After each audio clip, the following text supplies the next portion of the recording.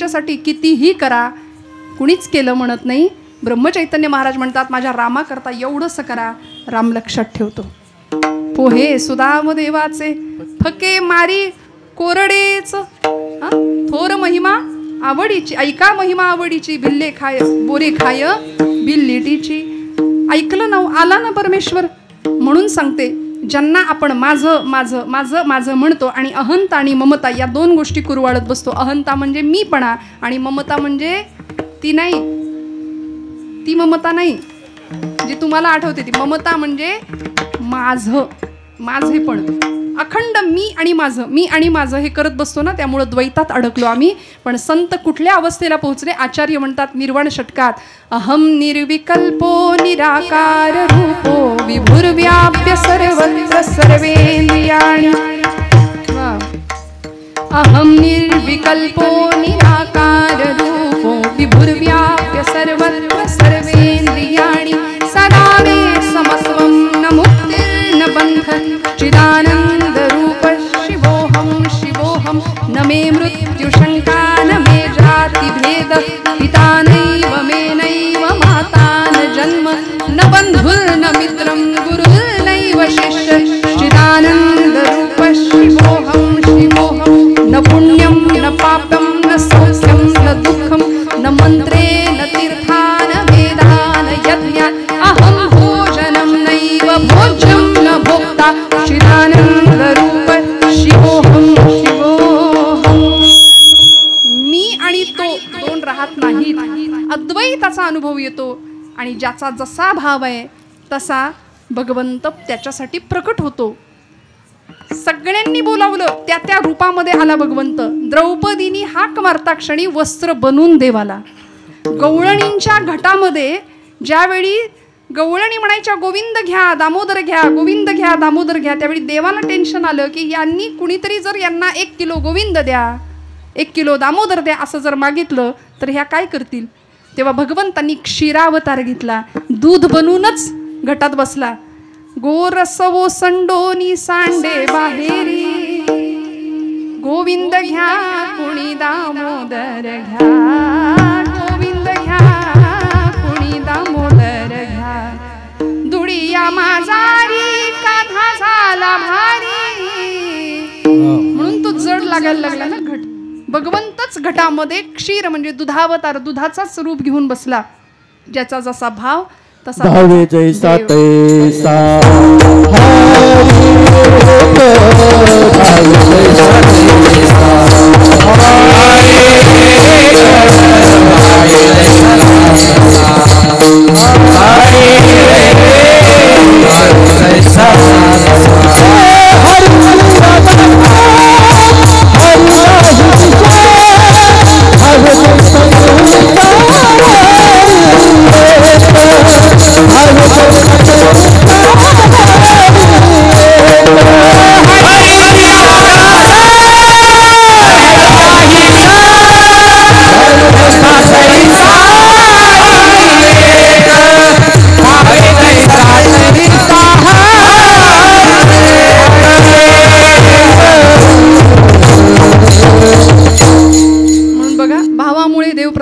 आपल्या सगळ्यांना माहिती आहे. देव अनेकांसाठी आला, ज्याचा दृढ भाव होता त्याच्याकरता आला. काय लागतं देवाला? पत्रम पुष्पम फलम तोयम यो मे भक्त्या प्रयच्छति तदहम भक्तिपरुतम अश्नामी प्रयतात्मन. देव म्हणतो मला दुसरं काही नको, साधा निष्ठेनी नमस्कार करा, मला आनंद आहे. पै भक्ती एकी मी जाणे, तेथे सान थोर न म्हणे, आम्ही भावाचे पाहुणे भलते या. मी फक्त भाव जाणतो. कुठलीही गोष्ट कमी पडली उपचारांमध्ये देव तक्रार नाही करत. तक्रार तुम्ही आम्ही करतो, देव नाही तक्रार करत. उपास तापास व्रत वैकल्य एक वेळ नाही केलं तरी चालेल, पण प्रचंड सुंदर असा निष्ठावंत भाव भगवंताच्या विषयी असावा. देह जावो अथवा राहो पांडुरंगी दृढ भावो. तुकोबराय म्हणतात न मिळो खावं या न वाढो संतान, परिहा नारायण कृपा करो. आमचा भाव इतका दृढ आहे, दृढ माझे मन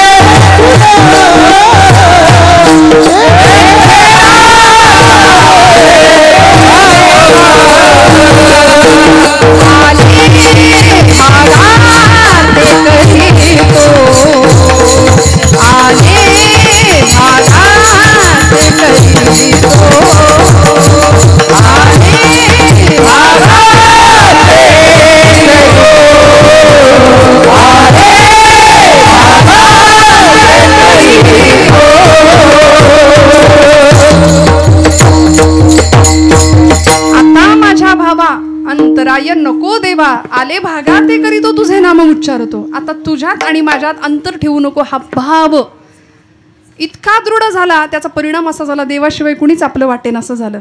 आणि मी तुझा रंग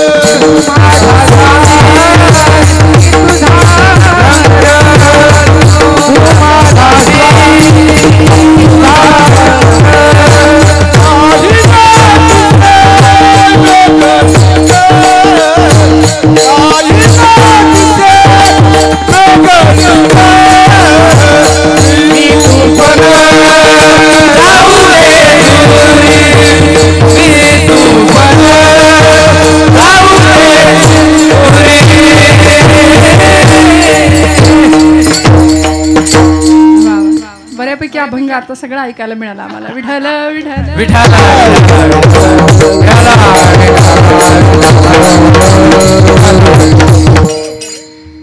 त्यामुळे ज्यांना आम्ही आपलं म्हणतो ना ती मंडळी आपली नाहीयेत. मी बऱ्याचदा असं म्हणते नाती गोती हा जो मराठी भाषेतला शब्द आहे ते गोत्यात आणतात ती नाती. नात्यातली माणसं ही ना त्यातलीच असतात बरं का. नात्यातली माणसं ना त्यातली असतात. मग तो देव म्हणाला होता ना, 2 जण गेले होते त्याच्याकडे, एक अर्जुन होता आणि एक दुर्योधन होता युद्धासाठी. म्हणाले मी मदत करणार, अर्जुन माझ्या नात्यातला आहे, मी तुला मदत करणार अर्जुना, पण दुर्योधन तू ना त्यातला आहेस. अर्जुन ज्यातला आहे त्यातला तू नाही, पण दोघांनाही मदत करेन. बोला म्हणाले काय पाहिजे. देवानी आपल्या मदतीचे 2 भाग केले होते. एका बाजूला एकटा देव उभा राहणार, दुसऱ्या बाजूला त्याची सगळी नारायणी सेना. मग का कुणाला काय मागायचे ते. अर्जुन म्हणाला होता देवा मी मागू का. दुर्योधन म्हणाला मी आधी आलोय मी मागणार. आणि दुर्योधनाने सांगावं मला तुझं सगळं सैन्य दे. भगवंत म्हणाले होते मी एका बाजूला उभा राहणार, मी हातात शस्त्र धरणार नाही, युद्ध करणार नाही, 4 चांगल्या युक्तीच्या गोष्टी सांगेन म्हणले. दुर्योधन म्हणला याच्या गोष्टी ऐकायला तिथं कुणाला वेळ आहे. तिथं काही सत्यनारायणाची पूजा आहे का पंगत आहे. नको म्हणले आम्हाला, तू नकोच. देव नको म्हणणारे दुर्योधन असतात बरं का. देव हवे रामाचा प्रभाव असावा, कृष्णाचा प्रभाव असावा तुमच्या माझ्यावर. कृष्णावर प्रेम करावं, रामप्रभूंवर प्रेम करावं. आणि आता 22 जानेवारीला वर्धापन दिन झालाय राम मंदिराचा, सगळ्या भारतभर साजरा केला गेला. 2024 साली 22 जानेवारी राममूर्तीची प्रतिष्ठापना झाली. वसिष्ठ मुनी म्हणायचे रामो विग्रहवान धर्म. राम ही धर्माची मूर्ती आहे. आता बस भारतवासियांचा एकच ब्रँड आहे प्रभू रामचंद्र. रामाचा आचार विचार मर्यादेचं पालन हे भारतातल्या प्रत्येक तरुणांनी करावं. जीवनातल्या सगळ्या प्रश्नांची उत्तरं सुटतील. मी हात जोडून माता भगिनींना सांगते, माझ्या बंधू वर्गाला सांगते की आता सगळे विकल्प बाजूला ठेवा. रामचरित्राचं गायन करा, कृष्ण कथेचं गायन करा. त्या चरित्रांचा ज्यावेळी आम्ही कास धरू किंवा तिथे जाऊ ना तेव्हा जीवनातल्या सगळ्या समस्या सुटतील.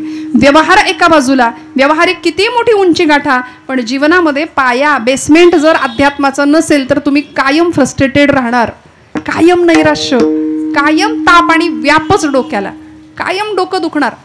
पण सगळ्या आनंदाचा क्षण असेल कुठला, तेथीचा आनंद ब्रह्मांडीन समाये उपमेशी काय देऊ सुखा.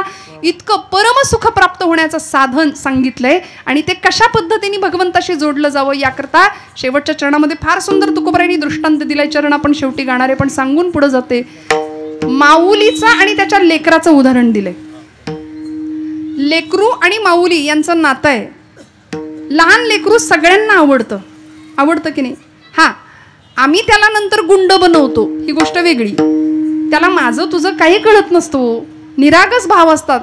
ते 2 नाक त्याचे ते नाकपुड्या वाहत असल्या तरी सुद्धा आम्हाला ते आवडतं. लेकरू आवडतं.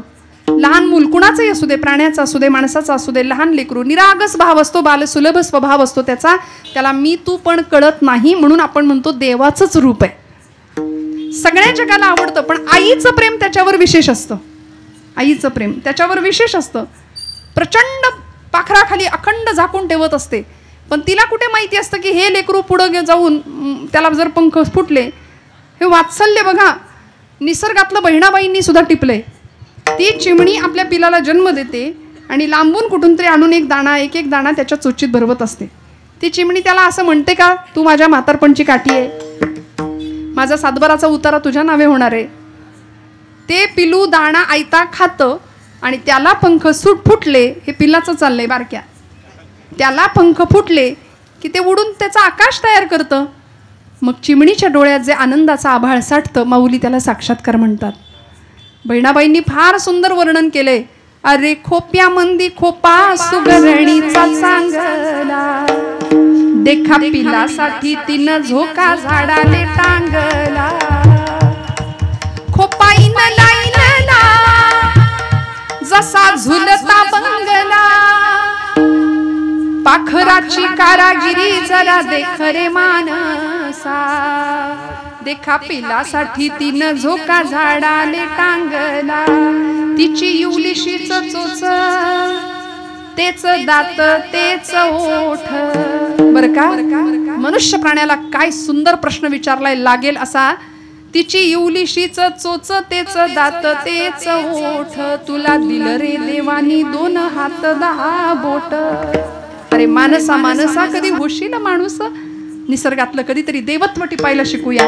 तुझं माझं हा भेद मावळून टाकावा, अभेद वृत्ती निर्माण व्हावी. आणि वासुदेवं सर्वमिती, हे विश्वची माझे घर, हा माऊलींचा विश्वव्यापकतेचा दृष्टिकोन तुमच्या माझ्याकडे यावा, याकरता कीर्तनाचा सोहळा आहे. विठ्ठल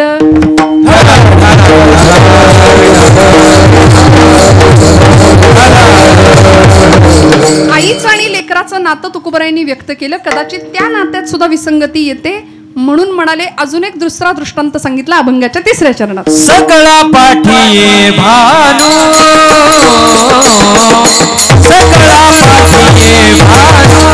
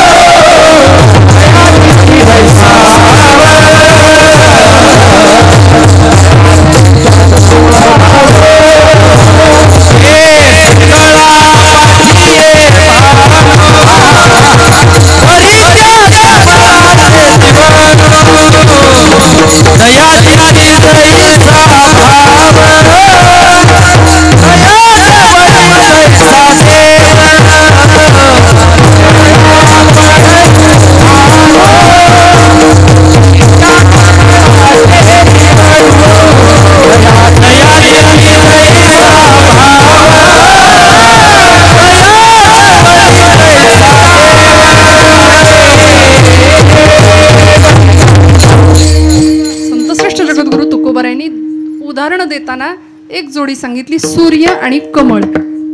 सकळा पडिये भानू, भानू म्हणजे सूर्य. जागे आहेत का? सकळा पडिये भानू, परी त्या कमळासी जीवनू. सूर्यनारायण कुणाला आवडत नाही? सगळ्यांना आवडतो. सगळेजण उठल्या उठल्या त्याचं दर्शन.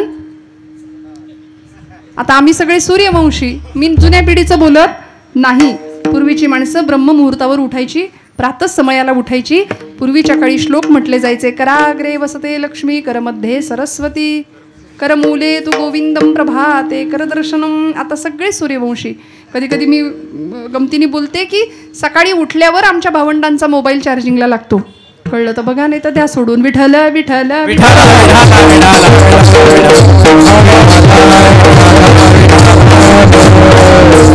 सूर्योदय झाल्यानंतर मोबाईल चार्जिंगला लावणारी पिढी आहे आज. रात्रभर जागरणच जागरण.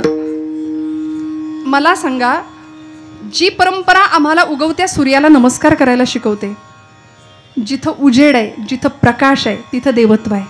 हां, जीवनामध्ये खरंच प्रकाश निर्माण व्हायचा असेल तर देवत्वाच्या दिशेने वाटचाल व्हावी लागेल. आणि देव या शब्दातला धातूच आहे दिव. दिव म्हणजे प्रकाश. सूर्यनारायण कुणालाच आवडत नाही असं नाही. उगवता सूर्य प्रत्येकाला आवडतो, किंबहुना तो सनराईज किंवा जसा तो सूर्य उगवतो जेवढ्या उत्साहाने तेवढ्याच उत्साहाने तो मावळतो सुद्धा. सनसेट म्हणतो आपण त्याला. कित्येक सेट लोकांचे सण तो बघायला जातात, सनसेट नाही का. म्हणजे उगवणं तितक्या ताकदीचं आहे. मग मावळताना नाही लाजाना मावळतो का? नाही. जीवन मावळताना सुद्धा तितक्याच आनंदाने मावळावं हे सांगणारा सूर्यास्त सुद्धा तितकाच गोड आहे. सृष्टीतला सगळ्यात मोठा उत्सव आहे. पण हे सूर्योदय किंवा हा सूर्यप्रकाश कुणाला जीवन देतो? परित्या कमळासी जीवनू. कमल पुष्प आहे, पंकज असं म्हणतात त्याला. संस्कृतमध्ये कमळाला पंकज म्हटलं जातं. पंक म्हणजे चिखल आणि ज म्हणजे जन्माला येणारं. चिखलामध्ये जे जन्मतं ते पंकज. मग या पंकजाचं, या कमळाचं जीवन काय आहे तर सूर्यप्रकाश आहे.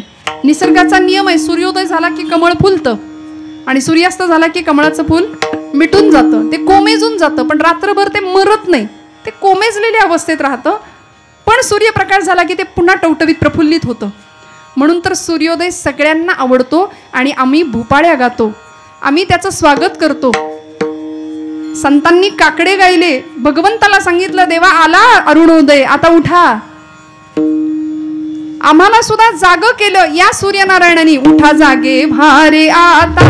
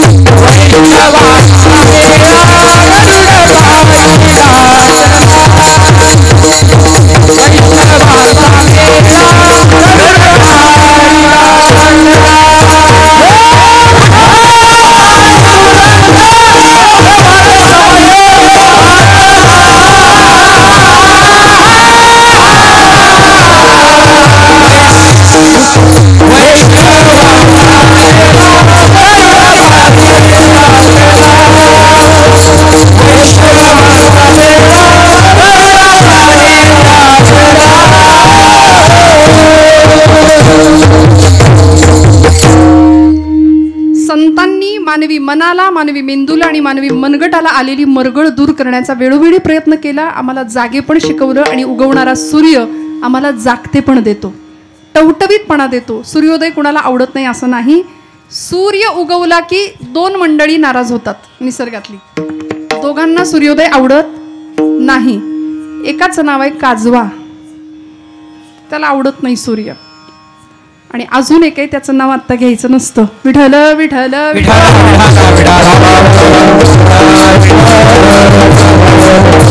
म्हणून तर आमच्या भक्तिगीतांनी सुद्धा सांगून दिलं, उजेडात होते पुण्य अंधारात पाप. म्हणून ज्यांना उजेड आवडत नाही ती मंडळी त्या प्रजातीतली म्हणावं लागेल.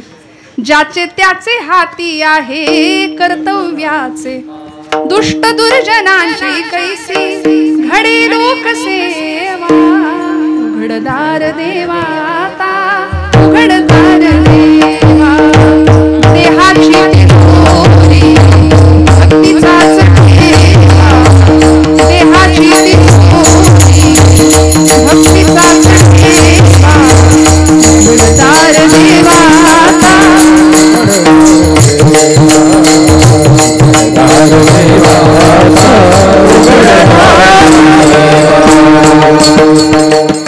जो प्रकाशमय आहे आणि सगळ्यांच्या हृदयात व्यापून आहे, सर्वभूतांचे अंतरी हृदय महा अंबरी चिदवृत्तींच्या सहस्त्रकरी उदयाला असे जो. व्यापकपणे भगवंता तुमच्या माझ्यामध्ये आहे बघा. सुवर्णाचे मणी केले ते सोनियाचे सुती ओविले, तैसे म्या जग धरिले सबायभ्यंतरी. सोनं माहितीये ना, सगळ्यांना माहितीये. सुवर्ण कांचन असं म्हटलंय त्याला. ते सोनं माऊली दृष्टांत देतात. सुवर्णाचा मणी केले ते सोनियाचे सुती ओविले. सोन्याचा मणी घेतला, सोन्याच्या तारेमध्ये ओवला. आता मण्यात दोरा असतो की दोऱ्यात मणी असतो? बघा, द्या उत्तर. जरा डोकं खाजवा. मणी दोऱ्यात ओवल्यानंतर दोऱ्यात मणी असतो की मण्यात दोरा असतो? तुम्ही जागे आहे ना? दोऱ्यात मणी असतो, मण्यात दोरा नसतो. मण्यात पण असतो, दोऱ्यात पण मणी असतो. माऊली म्हणतात सुवर्णाचे मणी केले. बरं, मी सोपं विचारते तुम्हाला, पायात जोडा घालतो की जोड्यात पाय घालतो आपण? बघा बाबा, मागची मंडळी जागे आहेत ना, नक्की काय करतो? जोड्यात पाय, पायात जोडा. अंगरख्यात अंग घालतो की अंगात अंगरखा घालतो? विठ्ठल विठ्ठल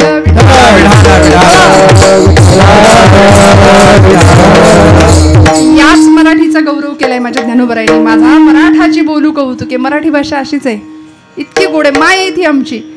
माऊली म्हणते सुवर्णाचे मणी केले ते सोनियाचे सुती ओविले. हे जसं कळत नाही मण्यात दोरा आहे की दोऱ्यात मणी आहे, तैसे म्या जग धरिले सबायभ्यंतरी.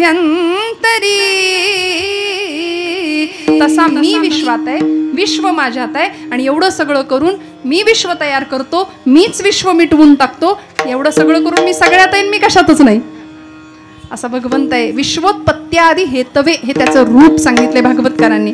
आणि असा तो भगवंत सगळ्याचं जीवन आहे. कमळाचा आणि सूर्याचा दृष्टांत देताना तुकोबराय सांगतात की बाबा रे, कमळ 12 तास का होईना मिटलेलं राहतं, कोमेजलेल्या अवस्थेत राहतं, पण सूर्याशिवाय राहू शकतं. म्हणून कमळ आणि सूर्याच्या दृष्टांताला सुद्धा मागे टाकलं. आणि मग पहिलं चरण तुकोबराय सांगतात की आता मासा जसा पाण्याशिवाय तडफडतो ना, तसं आमचं तडफडणं असलं पाहिजे देवासाठी. तुका म्हणे नको वरपंग देवा, घेई माझी सेवा. भाव शुद्ध, तिथं वरपंग नको, भक्तीचा दिखावा नको. आणि मग हे जेव्हा जमतं त्यावेळी भगवंत प्राप्त होतो. विठोबा